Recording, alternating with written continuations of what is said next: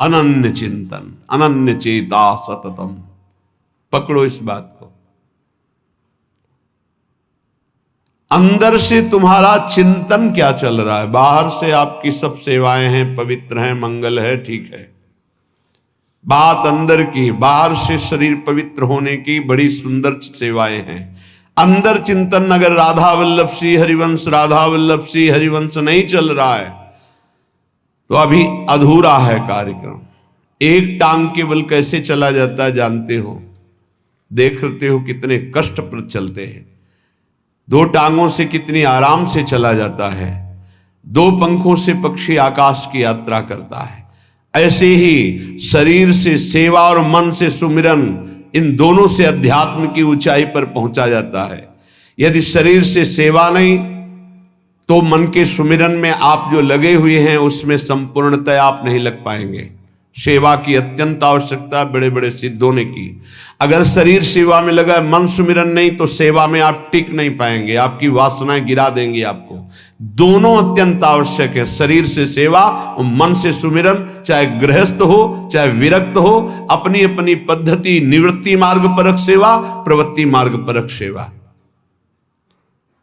जो शरीर से सेवा और मन से सुमिरन करते हुए एक ही मांग करता है कि मेरे सेवा और सुमिरन में कभी बाधा न पड़े, ना ही लोक ना परलोक ना अणिमादि सिद्धियां ना मान सम्मान, मुझे कुछ नहीं चाहिए, वही भगवत प्रेम को प्राप्त करता है। भगवत प्रेमी में भगवत चिंतन के सिवा, भगवत प्रेम के सिवा कोई मांग नहीं रहती। भारी विपत्ति, भारी अपमान, भारी दुख एक साथ टूट पड़े, फिर भी हमारा चित्त केवल प्रियालाल में, अन्य कोई भरोसा, अन्य आश्रय, कोई हाहाकार नहीं। जोई जोई प्यारो करे सोई मोहि भावे, यही प्रेम का लक्षण है। सर्वथा ध्वंस रहिता सत्यपि ध्वंस कारणम। यद्यपि सत्य है भारी विपत्ति, दुख और नाना प्रकार का उसके ऊपर प्रहार किया जा रहा है, पर वो उस समय भी सर्वथा ध्वंस रहता, एक भी वृत्ति प्रभु से नहीं हट रही, प्रभु में भगवदाकार। इसी का नाम प्रेम है। बाबा नाम की बड़ी महिमा होती तो क्या नाम से प्रेम, ज्ञान सब कुछ ठीक हो जाएगा? ऐसा अनुभव हो जाएगा और कुछ करने की जरूरत नहीं है। हाँ हाँ हाँ, नाम से सब कुछ हो जाएगा। भगवान से भी बढ़कर भगवान के नाम की महिमा है, परंतु नाम जपने में आसक्ति होना कोई खिलवाड़ थोड़ी है।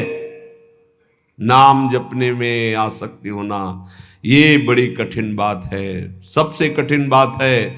वो धन्य है जो नाम जप में लगे हुए हैं। इसलिए हर साधक से प्रार्थना करते, कहीं भी किसी भी सेवा में आप हैं, हमारी प्रार्थना, हमारी आज्ञा, जो आप चाहें वो मान लें। शरीर से सेवा कीजिए, हृदय से एक सेकंड भी राधा वल्लभ सिंह हरिवंश नाम नहीं हटना चाहिए। आप यहां पेट भरने के लिए नहीं आए हैं, आप यहां श्री जी की प्राप्ति के लिए आए हैं। तो शरीर निर्वाह के लिए शरीर के द्वारा सेवा, और साधना उपासना अपने लक्ष्य की प्राप्ति के लिए अंदर से राधा वल्लभ लाल को हृदय ध्यान मुख नाम। बस निरंतरता इस बात में कान में डाल लो, चाहे कोई भी हो। अगर नाम जप नहीं चल रहा तो अधूरे हो, लंगड़े हो, आप यात्रा पूरी करने में गिर पड़ोगे, आप समर्थ नहीं हो पाओगे। अगर नाम जप चल रहा है और सेवा चल रही तो जय जय, दोनों टांगे मजबूत हैं, आप दौड़ के परमार्थ की मंजिल को पूरा कर लोगे। हाँ, नाम में आसक्ति होना बहुत कठिन है। ये आसक्ति कैसे होती बाबा? जबरदस्ती नाम जपने से।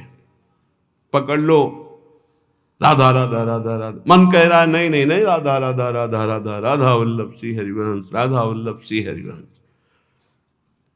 प्रारंभ में जो गुरुदेव ने मंत्र दिया था नैष्ठिक ब्रह्मचर्य में, आगे का गायत्री मंत्र के अलावा ज्यादा देर मंत्र में मन नहीं लगता है। ये सबका है अनुभव, देख लो। ज्यादा देर मंत्र में मंत्राकार वृत्ति तो बहुत अभ्यास की सिद्धि पर होती। तो गुरुदेव भगवान पधार गए थे 2 वर्ष बाद ही, जो ही हमको दीक्षा मिली, 2 वर्ष बाद वयोवृद्ध बड़े भजनानंदी महापुरुष अंतर ध्यान। तो हमने कभी माना ही नहीं कि हमारे गुरुदेव पधार गए। समाधि जहां बनाई गई थी आज भी वहीं बनी हुई है, तो पीछे बिल्व का विशाल वृक्ष था, बस समाधि के पीछे बैठ जाते। अब मन को हमें नाम में मंत्र में लगाना है, तो शाम्ब सदा शिव, शाम्ब सदा शिव, शाम्ब सदा शिव, शाम्ब सदा शिव, 6 घंटे 8 घंटे ऐसे ही पूरा दिमाग गरम, पूरा साय मच जाता, शाम्ब सदा शिव, शाम्ब सदा शिव। हमको माला की गणना से मतलब नहीं रहा आज तक आपको, वो केवल गायत्री मंत्र में रहा जो गुरुदेव ने आज्ञा की थी कि इतने अनुष्ठान करना है। बकाया हमारा लक्ष्य गुरुदेव की कृपा से ही बना था, हर समय हमें प्रभु से जुड़े रहना है, कभी मंत्र में, कभी नाम में, कभी। अब जो शैव उपासना थी, 50 बार इस स्तोत्र का मानसिक होता था। नमामि समीसान निर्वाण रूपम विभुम व्यापकम ब्रह्म वेदस, नमामि समीसान निर्वाण रूपम विभुम व्यापकम ब्रह्मवेद स्वरूपम निजम निर्गुणम निर्विकार। बस शब्दों का चिंतन, एक एक शब्द का चिंतन।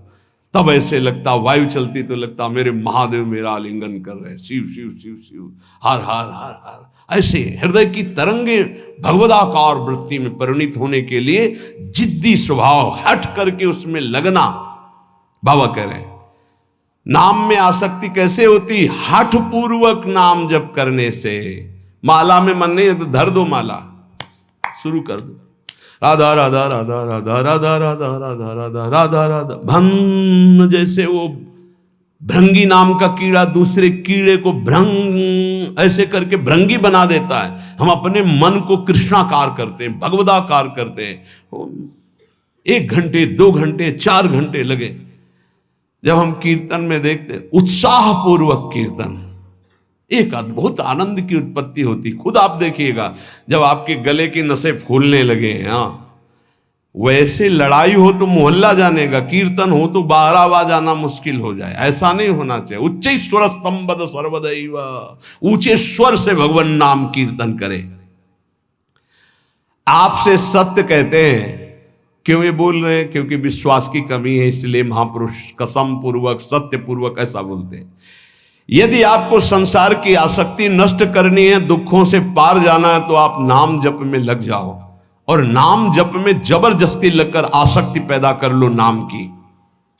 बिना नाम की आसक्ति के काम नहीं चलेगा। सच्ची आसक्ति नाम में हो जाए, बस अपने आप आनंद मगन रहेंगे। नाम चल रहा है ना, आनंद मगन रहेंगे। बड़ी बड़ी दिव्यताएं नाम जप में हुई। महर्षि तुकाराम जी महाराज एकांत मंदिर में बैठे हुए, विठ्ठल विठ्ठल विठ्ठलाम, केशव विठ्ठल विठ्ठल विठ्ठलाम, माधव विठ्ठल विठ्ठल। वीर शिवाजी दर्शन करने आए।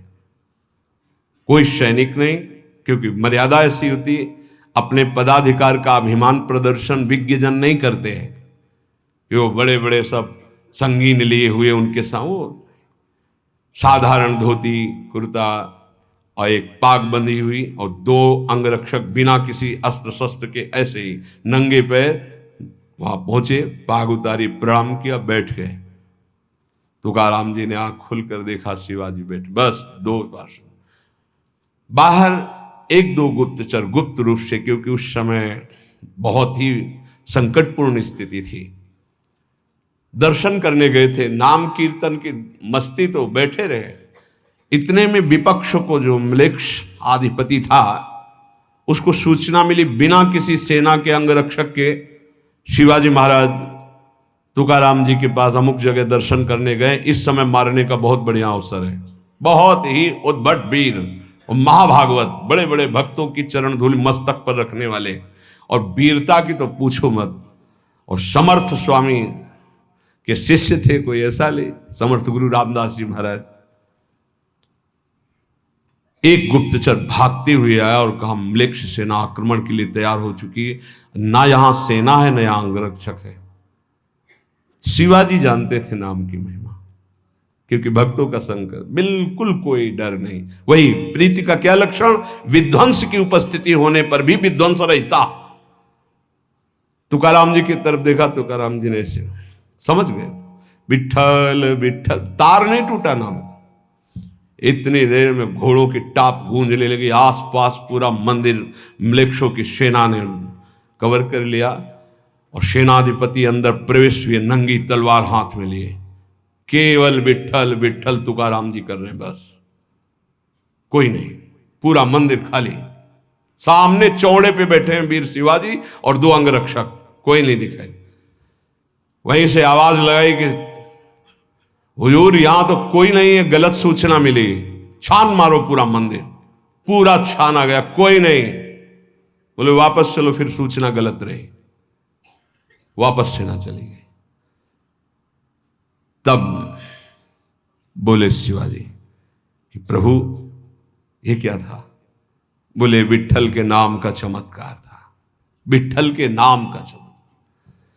एक बार दोनों महापुरुष श्री नामदेव जी और श्री ज्ञानदेव जी महाराज ब्रजमंडल की यात्रा में, प्यास लगी तो विनोद में अपनी सिद्धि का प्रयोग किया। ज्ञानदेव जी महाराज बड़े सिद्ध महापुरुष, उन्होंने बहुत सूक्ष्म रूप धारण किया और कुएं में जाकर जल पीकर आ गए और नामदेव जी से कहा हम तो पी आए। नामदेव जी से कहा आप, तो कहा आपके चरणों के प्रताप से पानी यहीं आ जाएगा। विठल विठल विठल विठल, जैसे नाम उच्चारण करे कुआं का पानी ऊपर बढ़ रहा है, सामने से कुआं के पानी की धार ऐसे बहने लगी। विठल विठल, आपको तो सूक्ष्म से धारण करके जाना पड़ा, नाम के बल से कुएं का पानी, ये आश्चर्य की बातें नहीं है। नाम सर्वाश्चर्य में है, नाम बिल्कुल जिनको विश्वास होगा। ये जो आप देख रहे हैं ये डायलिसिस शरीर को नहीं देख रहे हैं, ये राधा नाम का प्रताप देख रहे हैं। आपसे सच्ची कहता हूं, ये हमारी तपस्या नहीं, हमारी साधना नहीं है, ये हमारा शरीर नहीं है, ये हमारा कोई महत्व नहीं है, ये मेरी लाडली के राधा नाम का प्रताप है। जब तक सुनवाना चाहती तो बैठे बैठे दहाड़ रहे, और जिस दिन सुनवाना ना चाहेंगी तो जैसे पुराना मकान ढह जाता है ऐसे ढह जाएगा। अर्जुन जी जब युद्ध समाप्त हुआ तो भगवान से कहा उतरिए प्रभु, क्योंकि पहले सारथी उतरता फिर रथी। तो भगवान ने कहा आज मैं पहले नहीं उतरूंगा, आज आपको उतरना पड़ेगा। तो उनका प्रभु आज तक का नियम रहा है, क्योंकि सखा भी है ना, इस पहले सारथी उतरे तो बोले अर्जुन पहले तुम उतरो, जो मैं आज्ञा कर रहा हूं, इस समय मैं आज्ञा कर रहा हूं। तो अर्जुन सीरियस समझ गए कि भगवान जो आज्ञा सब तुरंत उतर पड़े, और जे भी भगवान हटे तो पूरे रथ में आग लग गई। बोले प्रभु ये क्या, बड़े बड़े दिव्यास्त्र नहीं जला सके, वो आज युद्ध की समाप्ति। बोले हाँ, मेरे संकल्प के द्वारा हर दिव्यास्त्र अपना प्रभाव दिखाकर नष्ट हो जाए, लेकिन आपके रथ को मेरे संकल्प रूपी कवच ने बचा रखा था। आज युद्ध पूरा हुआ और आज मेरा संकल्प हटा तो भस्म तो कब हो चुका था। तो जिस शरीर को आप देख रहे हो ये नष्ट कब हो चुका था। इसमें केवल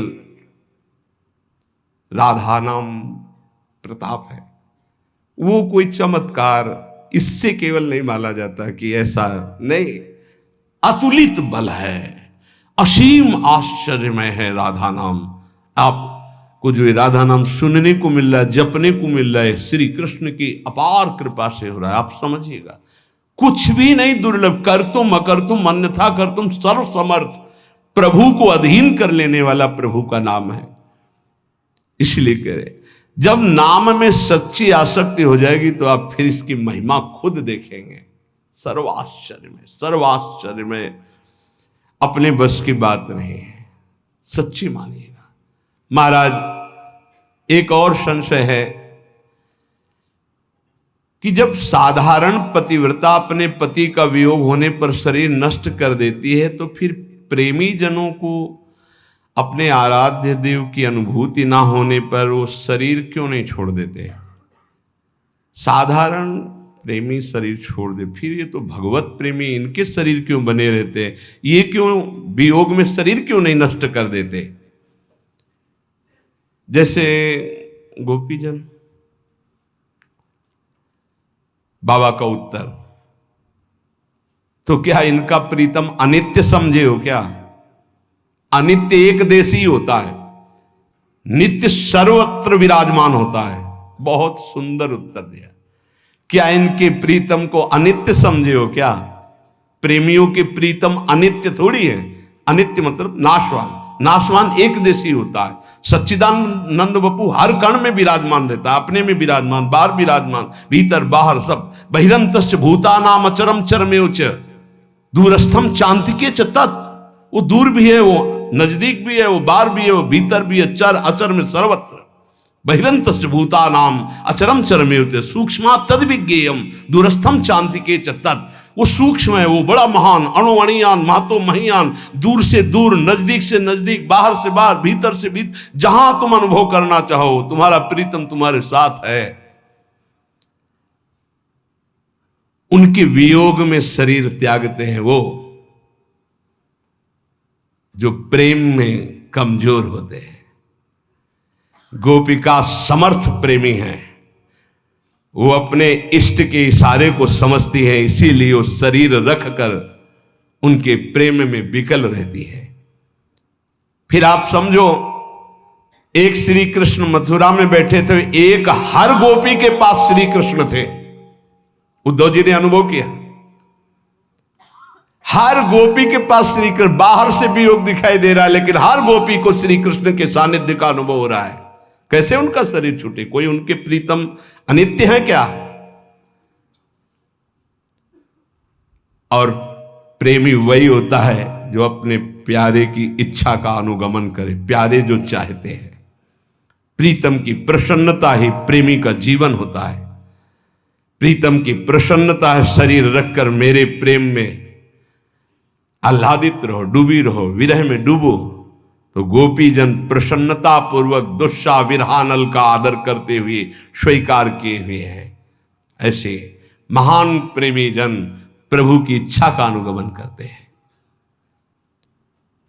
बहुत शूरवीरता चाहिए इस मार्ग में, कायरों का ये मार्ग नहीं। जरा सा विपत्ति आई भाग पड़े, जरा सा विपत्ति आई अश्रद्धा हो गई भगवान पे, भगत नहीं।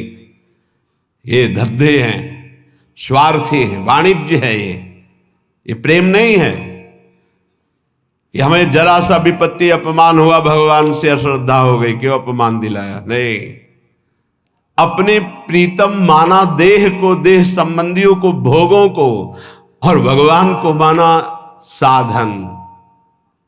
आप हमारा काम बना दीजिए। आप जरा सा विक्षेप पड़ा अपनी मनोकामना में, कोई भगवान नहीं, नास्तिकता आ गई। ये भक्ति है, ये प्रेम है, ये मोहब्बत है अपने प्रीतम प्रभु से। लौकिक मोहब्बत में प्राणों की बलि दे देते हैं। दो शरीरधारी परस्पर प्यार करते हैं, वास्तविक आसक्ति हो जाए तो उनके बिछुड़ना संभव नहीं। वो शरीर त्यागना संभव हो सकता है, लेकिन बिछुड़ना नहीं। आप सच्चिदानंद से प्यार करते हैं, आप सच्चिदानंद अनंत ब्रह्मांडों की प्रीतम से प्यार करते हैं, और आप थोड़ा अपमान नहीं सह सकते। ये प्रेम है? नहीं नहीं, ये प्रेम नहीं। देशभक्तों ने वंदे मातरम कहकर फांसी का फंदा चूमा, और जैसे ब्याह का जयमाला डाला जाता है ऐसे पहन के झूम गए, वंदे मातरम, जय हिंद बोलकर फांसी के फंदे में लटक गए। तेरे को लटकाना क्या, मैं खुद लटक रहा हूं। अपनी मातृभूमि के लिए प्राणों का बलिदान हंसते हंसते दे दिया। जब देखा शत्रु बंदी बना देंगे तो चंद्रशेखर आजाद जी ने अपने को शूट कर दिया। आखिरी गोली अपने लिए रखी, इन दुष्टों के हाथ नहीं, जब तक जीवित रहूंगा इनका नाश करूंगा। देशभक्ति, ये काम क्रोध लोभ मोह मद मत्सर, अनुकूलता प्रतिकूलता, निंदा स्तुति मान अपमान, ये हमको गिरा दे और हम भगवान के दास हैं, समझ में नहीं आया। सर्वथा ध्वंस रहिता सत्यपि ध्वंस कारणे, सर्वथा उसके ऊपर सारी विपत्ति नाना प्रकार की सुख सामग्री एक साथ टूट पड़े तो भी ध्वंस रहता। राधा राधा राधा राधा, शरीर नष्ट कर सकते हो, मुझे नए। नैनम छिन्नन्ति शस्त्राणि नैनम दाति पावका न चैनम क्लेदयन्त्यापो न शोष्यति मारुता। तुम वरुणास्त्र, वायवास्त्र, अग्नेयास्त्र, इनसे भी नहीं छेद सकते हमें। शरीर का तो नाश होना ही है, इसको तो पहले ही छोड़ दिया है, कोई फर्क नहीं पड़ता। ये प्रवचन नहीं, जीवन। ये जो लोग बाहरी श्रृंगार करते हैं, आजकल लोग बड़ा अपना अमंगल कर रहे हैं, अलौकिक भाव को लौकिक में लेकर के। बाबा कह रहे हैं ये माधुर्य का उपहास उड़ाते हैं। क्या उपहास उड़ाते हैं? मुझ दाढ़ी बना के, ऐसे चिकना लगा करके, लाली लगा के, ऐसे चुनरी ओढ़ करके कि हम सखी हैं। मलमूत्र का भांड सखी है, मलमूत्र का भांड गोपी है ये। अरे आत्मस्वरूप से भावना होती गोपी और सहचरी भाव की, ये लिपस्टिक और पाउडर से नहीं होती है। फालतू में अपने मन को विषयाकार बनाने के लिए इन रजोगुणी वस्तुओं का सेवन करके भ्रष्ट होने का निमंत्रण दिया जाता है। बहुत अच्छे से समझो, हर वाणी में प्रायः इसका निषेध किया गया है। सेवा धर्म का पूर्ण वर्णन करने वाली हमारी सेवा, आगे का शब्द भूल रहे हैं, सेवा विचारम, सेवा विचारम नामक ग्रंथ में इसका बहुत निषेध किया गया है। इसका उपहास न किया जाए। ये बाहरी परिवेश सहचरी नहीं हो सकता, ये स्वरूप होता है बाबा के। आजकल बहुत लोग उपहास इस माधुर्य रस का करते हैं। वो बाहरी शरीर श्रृंगार को बहुत दूरी बना के रखना चाहिए, बहुत दूरी। बाबा के आजकल बहुत लोग इस माधुर्य श्रृंगार का बड़ा उपहास करते हैं। बाहरी शरीर को लौकिक श्रृंगार से सजाते और समझते हैं कि मैं गोपी, मैं सहचरी, ये माधुर्य समझते। परंतु ये विषय भोगों की प्रियता बढ़ाता है, ना कि निर्विकार स्थिति, ना कि महान वैराग्य से दृढ़ युक्त। बहुत सावधान, ऐसे लोगों से दूर रहे, ऐसी क्रियाओं से दूर रहे, ऐसे कभी ना करें। शरीर में ये जो सांसारिक सुगंधित लेप हैं, इनके लगाने से रजोगुण बढ़ता है। रजोगुण से रागात्मक काम उत्पन्न होता है, काम भ्रष्ट करता है, न कि भगवत स्वरूप प्रदान करता है। ये सहचरी बपू, गोपी बपू या सखा बपू, ये कोई ब्रह्मा के द्वारा रचे हुए बपू नहीं है। ये सच्चिदानंद भगवान प्रदत्त, भगवत प्रदत्त बपू हैं। जो भगवान का बपू वही सहचरी का बपू है, जो भगवान का बपू वही सखा का बपू है, जो भगवान का बपू वही गोपी का बपू है। समझो, बपू माने ये अंग। ये बहुत बड़े आगे की चीज है माधुर्य और श्रृंगार। परंतु आजकल कोई वास्तविकता तो समझ नहीं रहा कि जब जीव का जीवत्व मिट जाता है तब भाव देह की प्राप्ति होती है, जिसमें न स्त्री है, न पुरुष है, न पंचभूत है, न ब्रह्मा के द्वारा रचा हुआ कुछ है। ये जड़ बुद्धि रखने वाले, शरीर को प्रीतम मानने वाले सच्चिदानंद को प्रीतम कैसे मान सकते हैं? इसलिए प्रार्थना है कभी ऐसा संग न करें भूल से। एक सखी कहत गात सेवक जी महाराज ने भी कहा है, जो नाना प्रकार की वासनाओं में ऐसे खेल खेलते, बहुत दूरी, बहुत दूरी। प्रीतम बुद्धि शरीर में बिल्कुल नहीं, दूर भाव। ये उन वैरागियों का है जो तीनों शरीर से वैरागी, स्थूल सूक्ष्म कारण। आप नागरीदास जी का अष्टक पढ़ के देखना, लिखा है ये परमहंसों का रस है, एकांतिक जिनका परमहंस स्वरूप। हंस ही नहीं, परमहंस स्वरूप, वो इस रस का। एक लंगोटी लगी नागरीदास जी के, 7-7 8-8 दिन लीला चिंतन में डूबे, वो सहचरी बपू। शरीर में एक लंगोटी है, पूरे में रज लगी हुई, वो सहचरी बपू नहीं। ऐसा नहीं, हाँ, चुनरी आदि प्रसादी जब हमारी महारानी जी की मिलती तो सर पे धारण करते हैं उसको, सिरहाने रखते हैं उसको, सिंहासन में विराजमान करते हैं। कोई ऐसा बाहरी परिवेश बना करके ऐसा निषेध है, हमारे आचार्यों ने निषेध किया है। बहिर्मुख पुरुषों की लेखनी से लिखी हुई पुस्तकों को पढ़ने से, बहिर्मुख कामी पुरुषों की संगति से, बहुत से विषयों के संयोग से, संसारी पुरुषों के प्रति ममता रहने से और बहुत समाज प्रिय होने से प्रेम नष्ट हो जाएगा। पहला, बहिर्मुख पुरुषों की संगति से, जो संसारी हैं, विषयी हैं, भोगी हैं, ऐसे पुरुषों के साथ खान पान सब नहीं। खान पान तो कीजिए रसिक मंडली माए, जिनके और उपासना तहां उचित ध्रुनाए, मना करते हैं। ऐसे पुरुषों का संग, बहिर्मुख पुरुषों का संग, ऐसे जो बिल्कुल भगवत अनुराग से रहित है, कदापि किसी भी तरह इनका संग न किया जाए, नहीं तो पतन निश्चित है आपका। दूसरा, बहिर्मुख पुरुषों की बनाई हुई पुस्तकों को पढ़ने से, एक महत जन आए थे, बोले ये कुछ अनुभव है, पढ़ लीजिएगा ग्रंथ में, तो उनसे प्रार्थना की कि आपके आदर के लिए ले सकते हैं और रख सकते हैं, लेकिन स्वाध्याय नहीं कर सकते। स्पष्ट वर्ण क्यों? अब हमें जरूरत नहीं स्वाध्याय की, हमारे गुरुदेव ने जो दे दिया है उसी से हमारे को समय नहीं है, तो हम और कुछ जानना नहीं चाहिए। जैसे कि हमको बिहारी जो जाना, हमें पता है हमारा रास्ता ये है, अब हम छठी करा से आगरा का रास्ता, दिल्ली का रास्ता, इधर का रास्ता, उधर का रास्ता, इनके किलोमीटर गिन के समय बर्बाद करने का हमारे पास समय नहीं है। बोले आप किसी को दे देना, हम कहा आपकी बहुत इच्छा है, रख दीजिए। स्पष्ट कि आप पढ़िएगा, हमारी अनुभूतियां, हमें आपकी अनुभूतियां नहीं, हमें अपने गुरुदेव की अनुभूतियों के अनुसार चलना है, अपने गुरुदेव प्रदत्त मंत्र और आराधना में तन्मय होना है। हमारे पास समय नहीं है आपकी लेखनी पढ़ने का। स्पष्ट ये हम इसलिए आपको कह रहे हैं कि आपको ये जीवन में उतारना है, कुछ भी मिला पढ़ने नहीं। बहिर्मुख पुरुषों के द्वारा बनाई हुई पुस्तकों को पढ़ने से प्रेम क्षीण हो जाता है। स्थिति प्रज्ञ महापुरुषों के वचन पढ़ने हैं, वो भी इष्ट मिले और मन मिले, मिले भजन रस रीति, तहा निसंग कोहे मिलिए, तासों कीजे प्रीति। तीसरा, बहुत साधन शास्त्रों का अभ्यास करने वालों से व्यवहार नहीं रखना चाहिए, बहुत अंतराय पड़ता है, बहुत अंतराय। अपने इष्ट के विरुद्ध बात होगी तो आपको असहनीय हो जाएगी, हृदय की स्थिति में क्षोभ पहुंचेगा, और अगर उनके अनुकूल चल दिए तो आराधना छूट जाएगी। इसलिए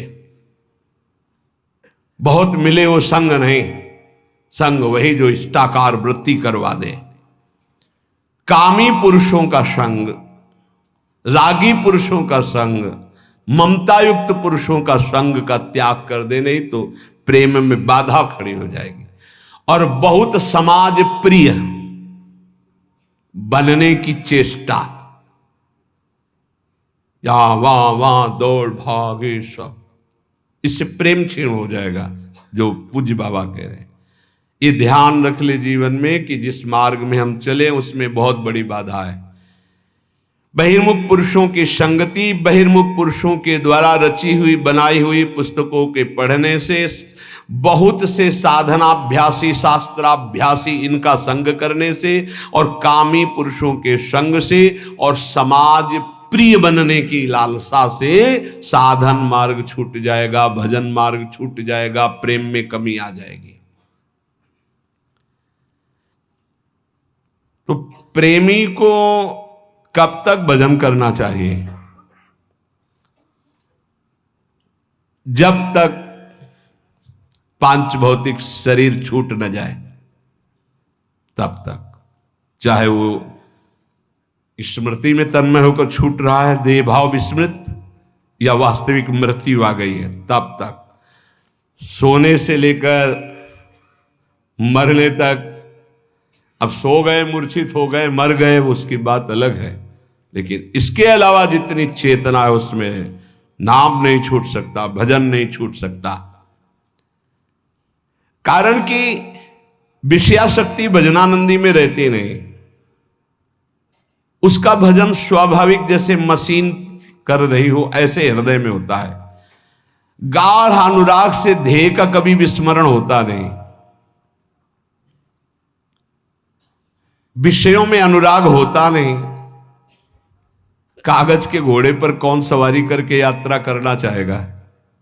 जो बालक होगा, अज्ञानी होगा। ऐसे ही ब्रह्मा के रचे हुए सब कागज के घोड़े हैं, मायाकृत। प्रेमी जन इनका आदर नहीं करते, इसलिए उनका निरंतर भगवदाकार ध्यान सच्चिदानंद में रहता है। पर यह ध्यान रहे कि जब तक शरीर का ध्यान है और जब तक शरीर जिंदा है तब तक भजन न छूटने पावे, नहीं तो माया का प्रवेश हो जाएगा। अंतिम श्वास तक निरंतर भजन तो प्रेमी अपने प्रेमास्पद प्रभु को प्राप्त कर लेता है। नियम ये कि जीते जी चाहे सिद्ध ही हो जाए तो उनका स्वाभाविक भजन होता है। और साधक का तो यही प्राण है भजन। अपने जीवन को भगवत चरणारविंद में अर्पित करके निरंतर नाम जप का ऐसा अभ्यास करो, कोई वस्तु व्यक्ति स्थान तुम्हारे नाम जप को छुटा ना पावे। भारी से भारी संपत्ति या विपत्ति भजन को रोक ना पावे, यही साधना है। आप लोग बड़े भाग्यशाली हैं जो पूर्ण संसार का त्याग करके श्रीधाम वृंदावन का आश्रय लेकर प्रिया प्रीतम की प्राप्ति के लिए। इसलिए दो प्रार्थनाएं, सेवा शरीर से निरंतर जो भी हो रही है वो प्रभु को अर्पित करते हुए और अंदर से निरंतर भजन करते हुए। हमारा सोना निरंतर, हमारा शयन भी सेवा है, क्योंकि हम 4 घंटे 5 घंटे शयन करते हैं, इंद्रियां फिर स्वस्थ होती है, फिर सेवा में लगते हैं। हमारा शौच स्नान जाना भी सेवा के अंतर्गत ही है, क्योंकि शौच स्नान करके तिलक धारण करके हम फिर सेवा में उपस्थित होते, वो भी एक सेवा का अंग है। हम निरंतर सेवा और सुमिरन में रहे, हमको और कोई सिद्धि नहीं चाहिए। इसी से सब लाभ प्राप्त हो जाएगा, सब अध्यात्म की भूमिकाएं जागृत हो जाएंगी। शेष चर्चा आगे। श्री राधा वल्लभ लाल की।